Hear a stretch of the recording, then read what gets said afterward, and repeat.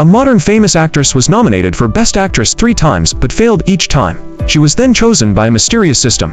She traveled to another world and was bound to a noble lady named Shen who shared her name. The original Shen was a wealthy young lady betrothed to a prince. Her future had been bright until the traveler disrupted her life. The traveler conspired with the original Shen's stepsister.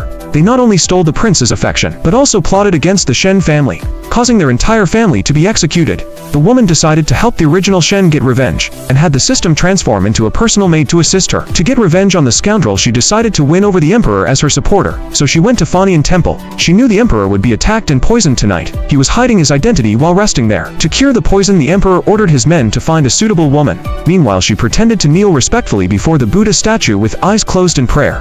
Suddenly, she was seized by guards, who burst in. Her maid vowed to save her mistress, but was knocked unconscious. She announced her family status. Her words intimidated the men in black, but she was still knocked out and taken away. At this moment, her maid suddenly woke up with a mischievous smile. The emperor promised he would take responsibility for her. She was secretly delighted, but pretended to be reluctant. But she still helped the emperor cure his poison. The next day, the emperor left. Her wedding proceeded as scheduled. On their wedding night, the scoundrel claimed he had no interest in her. She remained calm. Instead, she slowly removed her elaborate outer garments. She openly said she understood his deep feelings for that white lotus flower. But the prince's mother always opposed the white lotus, so she suggested they pretend to be in love. This would both appease the prince's mother and secretly protect the white lotus. The prince was surprised by her understanding. Eventually, they reached an agreement. Then she directly pricked the scoundrel's finger. She stained the wedding veil with his fresh blood, creating the illusion they had been together. The scoundrel was angry but helpless. Meanwhile, the emperor could not stop thinking about her. He sent people to search for her everywhere. Upon learning she was already the prince's wife, and that the prince deeply loved the scheming woman, the emperor was instantly filled with jealousy and possessiveness, so he decided to send people to secretly monitor her every move.